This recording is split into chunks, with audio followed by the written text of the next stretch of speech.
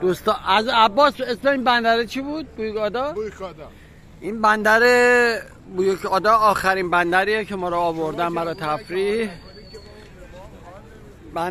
بزرگترین بندره دیگه، واقعا هم زیباست. این مرغای ماهیخوار چکری میگری،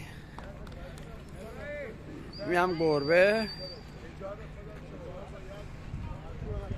دوستان محیط زیستی اینجا باید بیان ببینن چقدر به حیوانات اهمیت میدن. ببین قشنگ فضا کارت‌پستالی بسیار زیبا. اسکله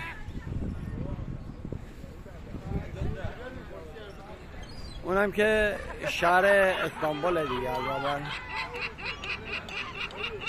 گفتیم، از همون اول که جزیره رو اومدیم گفتیم شهر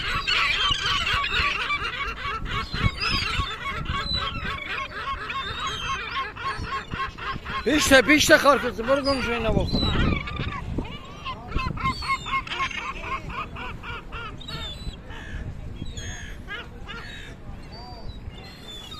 زنه مردی؟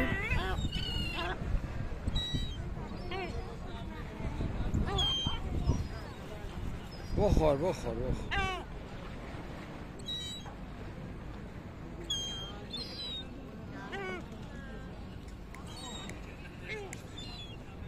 امیر حسین الان بیسکویت داشتی راحت ازت میخوردن.